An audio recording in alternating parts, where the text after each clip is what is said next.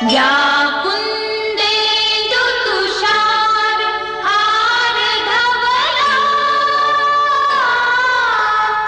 या शुभ्रवस्त्रांकिता। मैं दीनदयाल शर्मा आज आपके मध्य कक्षा अष्टमी का प्रथम पाठ का द्वितीय भाग आपके सामने लेकर आया हूं। बच्चों, आज हम सुभाषितानी पाठ का चौथा जो श्लोक है उसका आज हम अध्ययन करेंगे। तो बच्चों, जो हमारा चौथा श्लोक है वह है पीत्वा रसम तु कटुकम मधुरम समाने माधुर्यमेव जनति मधुम मक्षिकासो संत तथैव सम सज्जनम दुर्जनाम सुत्वा वचे मधुर सुक्त रस्य सृजंती। बच्चों, इस पाठ के अंतर्गत ये बताया गया है कि जो मधुमक्खी होती है वो कड़ा या मीठा समान रूप से पीती है, रस को समान रूप से पीती है और उसके बाद में वह मीठा ही उत्पन्न करती है, अर्थात शहद ही उत्पन्न करती है। इसी प्रकार तथैव मानी वैसे ही जो सज्जन व्यक्ति होते हैं वह सज्जन व्यक्ति भी चाहे दुष्टों के वचन हो है ना, चाहे सज्जनों के हो, वह उनको समान रूप से सुना करके मधुर सुक्ति का रस का ही निर्माण करते हैं। अब बच्चों, हम प्रत्येक शब्द का अर्थ देखते हैं। पित्वा पी करके, पित्वा में कत्वा प्रत्यय, पा धातु कत्वा प्रत्यय, तो पी करके, रसा माने रस को, तु मान तो, रस को पीकर तो, कटुका माने कड़वा, मधुरम माने मधुरम होता है मधुर, समाने समान रूप से, माधुर्य माधुर्य होता है बच्चों सेत। अब यहाँ पर आपके संधि है, कौन सी? गुण संधि, तो माधुर्यम प्लस एव, तो सेद ही जनयति उत्पन्न करती है, जनयत उत्पन्न करती है। मतलब कि जो मधुमक्खी है, मधुमक्खी समान रूप से ही कड़वा व मधुर को पी करके शहद उत्पन्न करती है। संत तथैव, संत भी वैसे ही, संत तथैव माने वैसे ही, सम सज्जने, सम सज्जने माने सज्जनों के समान, सम माने समान, सज्जन माने सज्जन, तो सज्जनों के समान, दुर्जनाम दुष्टों के, श्रुत्वा सुन करके, वचे माने वचन, वचे का अर्थ क्या होता है बच्चों? वचन, मधुरे माने मधुर, सुक्त रसे सुक्तों के रस वाली या मधुर सुक्ति के रूप में रस का, सृजंती निर्माण करती है, निर्माण करती है। तो बच्चों, इस प्रकार इसका अपना शब्दार्थ हुआ। अब हम इस पाठ का अर्थ को करते हैं। ध्यान दे हमारा इस पाठ के अर्थ पर। देखिए, श्लोक क्रमांक 4 है, हम इसका आपके समक्ष अनुवाद लिख रहे हैं। उस अनुवाद पर आप ध्यान देना कि कौन सा शब्द का खा पर क्या लिखा है। तो हम माधुर्य एव से शुरू करेंगे, क्योंकि हम मक्षिकासो मतलब कि मधुमक्खी हमारा करता है, तो मधुमक्खी से हम शुरू करेंगे। तो बच्चों, यह मधुमक्खी तो मधुमक्षिका, यह मधु, यह मधुमक्खी तो कौन सा रस? कटुक है, कटुकम, कटु रस। यह मधुमक्खी तो कटु रस को, कौन सा?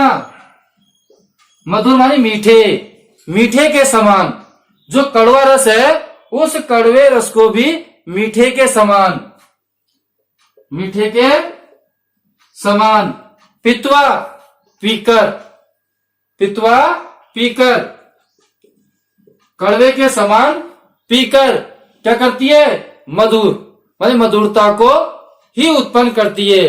किसको उत्पन्न करती है? मधुरता को ही उत्पन्न करती है। मधुरता को उत्पन्न करती है। तो बच्चों ध्यान दे कि ये जो मधुमक्खी है, मधुमक्खी कड़वे रस को मीठे के समान पीती है। जो कड़वा रस है उस कड़वे रस को भी मीठे के समान वो पीती है और पीकर के मधुरता अर्थात सेद ही उत्पन्न करती है। हम मधुरता के स्थान पर सेद भी लिख सकते हैं। किसको उत्पन्न करती है? सेद ही उत्पन्न करती है अर्थात मधुरता ही उत्पन्न करती है। उसी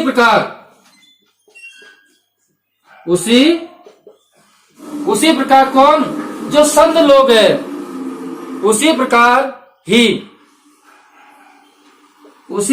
ही जो संत है, ये संत जन है, उसी प्रकार ही संत जन भी क्या करते हैं? दुर्जनों के वचनों को, संत जन भी जो दुर्जन व्यक्ति हैं उनके वचनों को भी, दुर्जनों के वचनों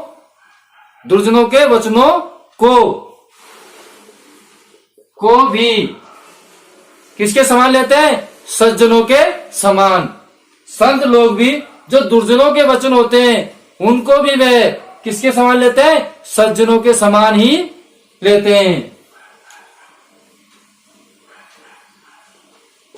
सज्जनों के समान सुनकर, चाहे दुर्जन व्यक्ति है वो किसी प्रकार का वचन बोल रहा है, कड़वा वचन बोल रहा है, लेकिन जो सज्जन व्यक्ति होता है वो क्या है? दुर्जनों के वचनों को भी सज्जन का वचन ही मानकर चलता है। तो सुनकर मधुर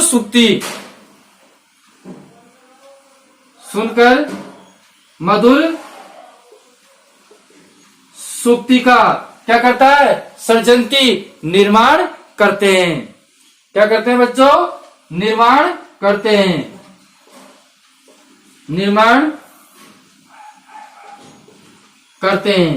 अब पुनः सुनिए एक बार अर्थ पूरा हमारा कि यह मधुमक्खी तो कटु रस की मीठे के समान पीकर, यह कटु रस को मीठे के समान पीकर मधुरता को उत्पन्न करती है। जो मधुमक्खियां होती है वो कड़वे रस को भी मीठे के समान पीकर मधुरता व सेहत को ही उत्पन्न करती है। उसी प्रकार जो संत जन है वो दुर्जनों के वचनों को भी सज्जनों के समान सुनकर मधुर सुक्ति का निर्माण करते हैं। बच्चों अब हम श्लोक क्रमांक 5 का अध्ययन करते हैं। हमारा 5वां श्लोक है विहाय पौरुषम यो ही देवम अवलंब्यते प्रसाद सिंहवते तस्य मूर्धन्ये तिष्ठन्ति वायसा। अब देखिए विहाय का अर्थ क्या होता है? छोड़ करके। पौरुषम माने पुरुषार्थ को, पौरुषम माने पुरुषार्थ को, जो पुरुषार्थ को छोड़ करके, यो मानी जो, ही मानी वस्तुते, मतलब जो पुरुषार्थ को छोड़ करके देवम अवलंब्यते भाग्य पर ही आश्रित रहते हैं। देव एवं अवलंब्यते जो भाग्य पर क्या रहते हैं? आश्रित रहते हैं। भाग्य पर आश्रित रहते हैं। जो भाग्य पर आश्रित रहते हैं वह प्रसाद सिंहवते, प्रसाद मानी महल के, सिंहवते द्वार पर, तो महल के द्वार पर स्थित सिंह के भांति महल के द्वार पर स्थित सिंह के भांति, तस्य माने उसके, मूर्धन्य माने सिर पर, उसके सिर पर, तिष्ठन्ति बैठते हैं, क्या, वायसा माने कौवे, उसके सिर पर क्या बैठते हैं, कौवे ही बैठते हैं। बच्चों, जिस प्रकार ऊंचा महल है और ऊंचा महल का सिंह द्वार है, द्वार पर सिंह के समान द्वार है, विशाल द्वार है, लेकिन उस द्वार पर कौन बैठते हैं, कौवे ही बैठते हैं। इसलिए जो व्यक्ति पुरुषार्थ को छोड़ करके भाग्य पर आश्रित रहता है, वो उस व्यक्ति के समान है जिस प्रकार की महल के द्वार पर स्थित सिंह के भांति उसके सिर पर कौवे ही बैठते हैं। अब बच्चों, हम इसका अर्थ करते हैं। अनुवाद। अब बच्चों, इसका अनुवाद देखिए। जो व्यक्ति क्या, पुरुषार्थ,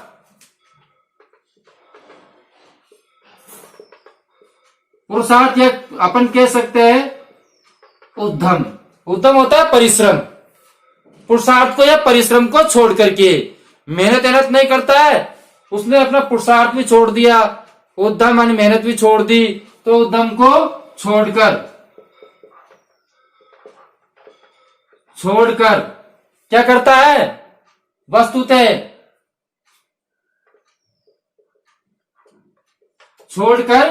वस्तुतः भाग्य पर ही, किस पर बच्चों, भाग्य पर ही क्या रहता है, वो आश्रित रहते हैं, भाग्य पर ही आश्रित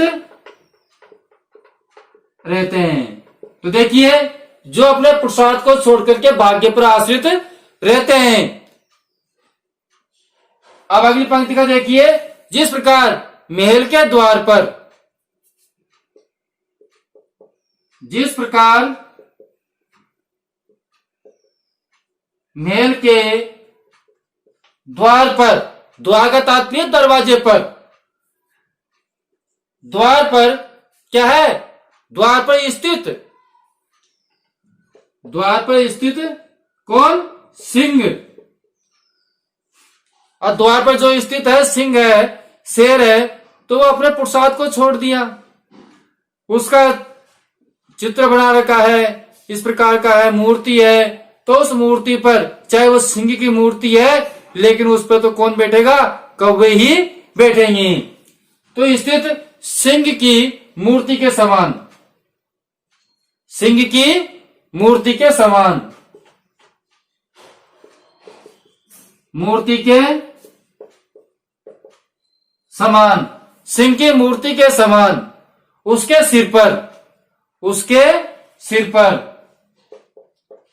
उसके सिर पर कौन बैठते हैं बच्चों, कौवे ही बैठते हैं। कौन बैठेंगे, कौवे ही बैठते हैं। अब पुनः सुनिए इसका अर्थ एक बार, कि जो व्यक्ति पुरुषार्थ या परिश्रम को छोड़ करके वस्तुतः भाग्य पर ही आश्रित रहता है, जो व्यक्ति ने अपने पुरुषार्थ को छोड़ दिया, परिश्रम को छोड़ दिया, वो केवल भाग्य पर ही आश्रित रहता है। जिस प्रकार महल के द्वार पर स्थित सिंह की मूर्ति पर, मूर्ति के समान, उसके सिर पर क्या बैठते हैं, कौवे ही बैठते हैं। तो बच्चों, इस प्रकार हमारा 5वां श्लोक का अर्थ पूर्ण। क्रमांक 6 है, पुष्पम पत्रम फलम छाया मूलम वल्कम दारुभी धन्या महिर्वह एसाम विमुखयान्ति न अर्थिने। तो बच्चों ध्यान दें, पहले हम प्रत्येक शब्द का अर्थ देखते हैं। हमारा पहला शब्द है पुष्प, पुष्प का अर्थ होता है फूल, पत्र, पत्र का मतलब पत्ता, फल का मतलब फल, छाया, छाया का मतलब छाया, मूल होती है जड़, वल्कल क्या होता है बच्चों, वल्कल होते हैं फल, और दारू भी मानी लकड़ी। तो पुष्प, पत्र, फल, छाया, जड़, फल और लकड़ी, लकड़ियों से क्या है? धन्य, धन्य है। महिरुआ, महिरुआ किसके लिए? वृक्ष के लिए। कौन है ये? महिरुआ किसके लिए आया शब्द? वृक्ष के लिए। किसके लिए बच्चों? वृक्ष के लिए। ऐसा मानी जो, यह विमुखम, मुंह नहीं मोड़ता है। विमुख का मतलब मुंह नहीं मोड़ता है। यान्ति, होते हैं। यान्ति मानी होते हैं। न अर्थी ने, बच्चों यहां पर आपके संधि है न प्लस अर्थिन। न मानी नहीं, और अर्थिन होता है प्रार्थना करने वाला। जो अर्थिन है, प्रार्थना करने वाले जो याचक हैं, उन प्रार्थना करने वाले याचकों से विमुख नहीं होते। कौन? वृक्ष। जो इन वृक्षों से जो याचना करता है, कुछ मांगता है, तो यह वृक्ष न तो अपने पुष्प के लिए मना करते हैं, न पत्र के लिए, न फल के लिए, न छाया के लिए, न लकड़ी के लिए, है न? तो यह जो याचक हैं, जो याचना करते हैं, उनको यह सब कुछ देते हैं, विमुख नहीं होते हैं, मुंह नहीं मोड़ते हैं। अब बच्चों इसका हम अर्थ करते हैं। अब ध्यान से सुनिए, अनुवाद देखिए। अनुवाद है, यह वृक्ष धन्य है, धन्य महिरुआ ऐसाम। यह मतलब यह वृक्ष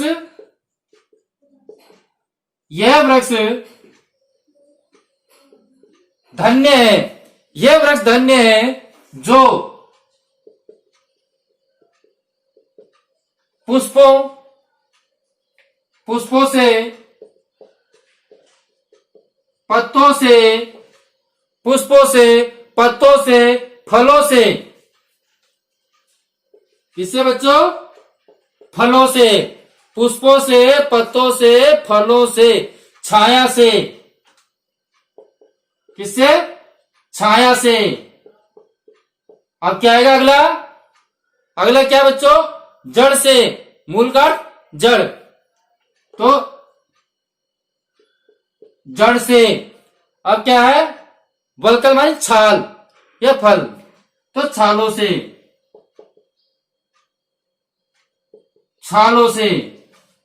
अब क्या अगला? दारू भी लकड़ियों से। लकड़ियों से क्या नहीं होते हैं? लकड़ियों से, जिनके याचक विमुख नहीं होते। लकड़ियों से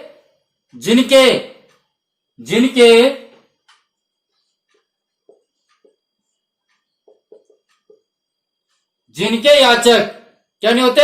विमुख नहीं होते या मुंह नहीं मोड़ते।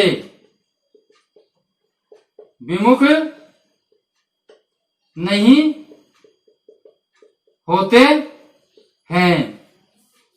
तो सुनिए बच्चों, यह वृक्ष धन्य है, यह वृक्ष धन्य है जो पुष्पों से, पत्तों से और फलों से, छाया से, जड़ से, छालों से और लकड़ियों से, जिनके याचक विमुख नहीं होते, अर्थात वह उनके पास से विमुख होकर नहीं जाते।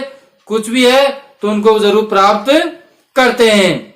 तो बच्चों यह हमारा श्लोक क्रमांक 6 हुआ। अगला श्लोक है 7वां। अब इसका आपके समक्ष अर्थ प्रस्तुत करते हैं।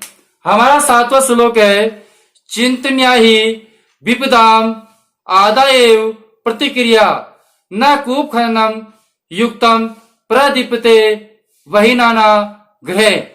कहने का तात्पर्य है बच्चों कि चिंतनया, चिंतन करना चाहिए। विपदा मानी विपत्ति आ जाने से, आदव एवं पहले ही, मतलब विपत्ति के पहले ही उसके प्रतिकार या उसके उपाय को सोच लेना चाहिए।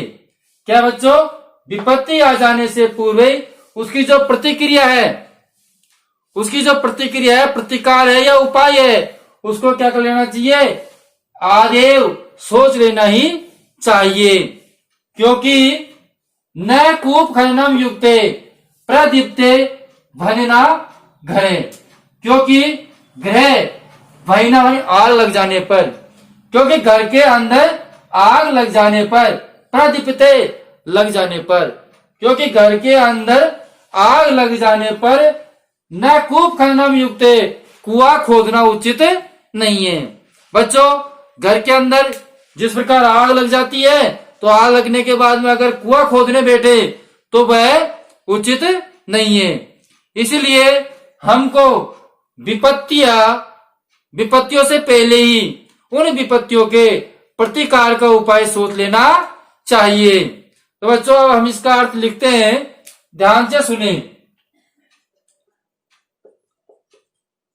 अनुवाद तो क्या है बच्चों, विपत्ति के पहले ही, विपत्ति के पहले ही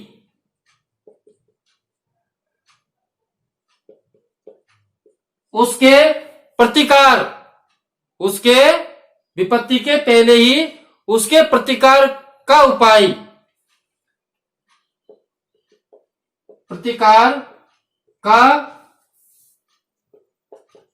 उपाय, उपाय क्या करना चाहिए, सोच लेना चाहिए। क्या बच्चों, सोच लेना चाहिए। क्योंकि क्या कारण है, क्योंकि घर में आग लगने पर, क्योंकि घर में आग लगने पर, क्योंकि घर में आग लगने पर कुआं खोदना उचित नहीं है। क्योंकि घर में आग लगने पर कुआं खोदना, बच्चों क्या, कुआं खोदना उचित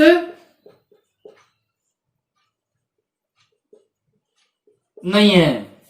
तो एक बार ध्यान से सुने कि विपत्ति के पहले ही उसका प्रतिकार या उपाय कर लेना चाहिए। विपत्ति के पहले ही उसके प्रतिकार का उपाय कर लेना चाहिए, क्योंकि घर में आग लगने पर कुआं खोदना उचित नहीं है। बच्चों, आपको हमारे वीडियो पसंद आए होंगे। बच्चों, ये हमारा जो वीडियो है नवीनतम पाठ्यक्रम के अनुसार चल रहे हैं, और आप व्याकरण का अध्ययन करने चाहते हैं तो हमारे बहुत सारे वीडियो YouTube वीडियो चैनल के अंदर संग्रह हैं। इसलिए आप DDS संस्कृत क्लासेज चैनल पर जाकर उस चैनल को सब्सक्राइब करें, और आप पिछले व आने वाले वीडियो को समय समय से प्राप्त कर सके। धन्यवाद। अगले वीडियो में फिर मिलेंगे। जब तक के लिए हम आपसे विदा लेते हैं। वंदे मातरम।